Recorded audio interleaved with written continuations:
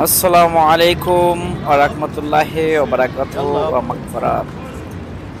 সম্মানিত ভিউয়ার্স, আমি আবারও আপনাদের মাঝে সুন্দর একটি ভিডিও নিয়ে হাজির হলাম।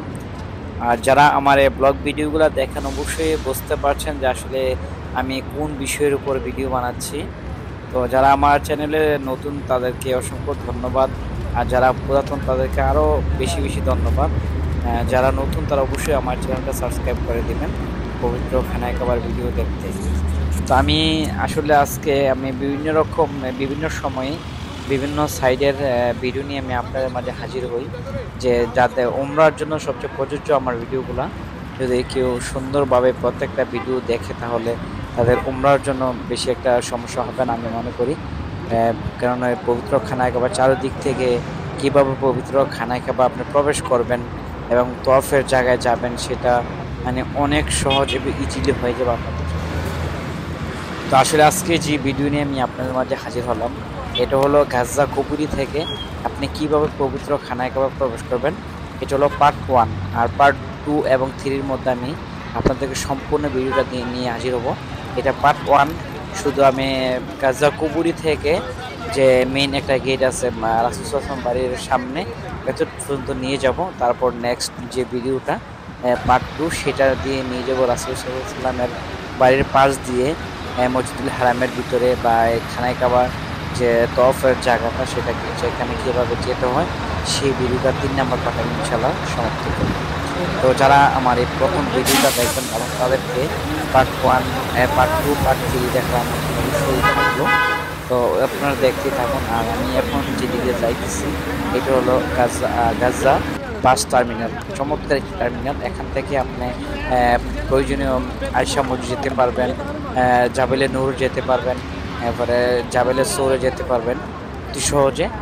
আর এটি আসলে এখন প্রথমত ফ্রি ছিল এই মক্কা বাসগুলা, যে সরকার পক্ষ থেকে।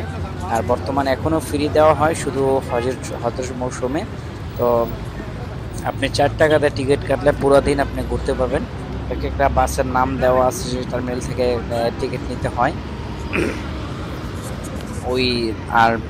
ওই বাস টার্মিনালের পাশ দিয়ে আমি আপনাদেরকে নিয়ে যাব আমার গন্তব্যস্থলে। এবং আপনাদের গন্তব্যস্থলে আসলে এটি আজ থেকে 3-4 বছর আগে এরকম ছিল না, অন্যরকম ছিল। এখন 3-4 বছর এটার পুরোটা সিন চেঞ্জ করে দিয়েছে, চমৎকারভাবে সুন্দর ডিজাইন করে রেখেছে। আরও সামনের দিকে যত বছর যাবে আরও সুন্দর করার চেষ্টা করবে পবিত্র খানায় কাবা কর্তৃপক্ষ। তো মাশাআল্লাহ, আসলে বিষয়টা হলো এরকম চমৎকার একটি দৃশ্য অবশ্যই আপনারা দেখতে পাচ্ছেন, উপভোগ করতে পারছেন। তার সাথে সাথে আবারও আপনারা জানতে পারছেন যে, বা যারা বাংলাদেশি আমার অবশ্যই যারা আমার ভয়েস বুঝতেছেন তারা অবশ্যই যারা গাজ্জা কুবুরি থেকে পবিত্র খানায় কাবা সরাসরি প্রবেশ করবেন। তা অনেকে আছে, অনেক যারা নতুন হজ করার জন্য আসেন বাংলাদেশ থেকে, প্লাস বা যারা সৌদি আরব থাকেন এই দিক দিয়ে যারা আসেন তাদের জন্য অনেকটা ইজিলি হবে। তো এটা হলো বিশাল বড় একটা টার্মিনাল, বাস টার্মিনাল। এখান থেকে আপনার অনেকটা প্রায় 2 কিলোমিটার ভিতরে আপনাকে প্রবেশ করতে হবে যে গাজ্জা বাস টার্মিনাল ভিতর থেকে।